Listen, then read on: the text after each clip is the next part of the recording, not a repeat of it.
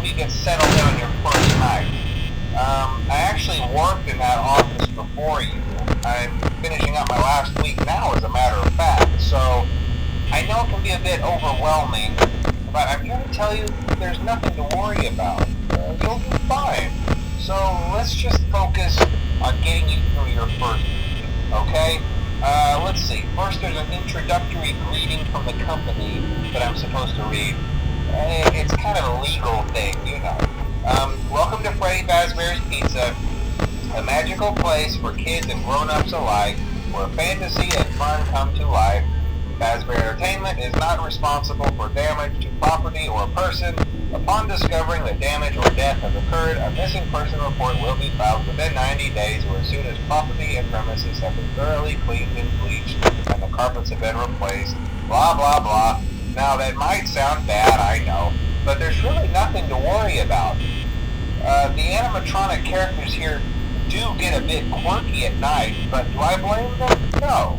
If I were forced to sing those same stupid songs for 20 years and I never got a bath, I'd probably be a bit irritable at night too.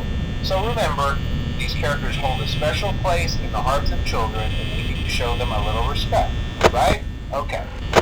So just be aware, the characters do tend to wander a bit. They're left in some kind of free roaming mode at night. Something about their servos locking up if they get turned off for too long. They used to be allowed to walk around during the day too, but then there was the bite of 87. Yeah, it's amazing that the human body can live without the frontal lobe, you know? Now, concerning your safety, the only real risk to you as a night watchman here, if any, is the fact that these characters, if they happen to see you after hours, probably won't recognize you as a person. They'll most likely see you as a metal endoskeleton without its costume on. Now, since that's against the rules here at Freddy Fazbear's Pizza, they'll probably try to forcefully stuff you inside a Freddy Fazbear suit.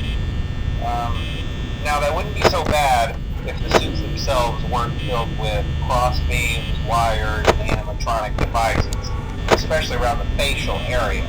So you can imagine how having your head forcefully pressed inside one of those could cause a bit of discomfort and death. The only parts of you that would likely see the light of day again would be your eyeballs and teeth that pop out the front of the mask. Yeah, they don't tell you these things when you sign up. But hey, first station of the breeze. I'll chat with you tomorrow. Check those cameras and remember to close the doors only if absolutely necessary. Gotta conserve power. Alright, good night.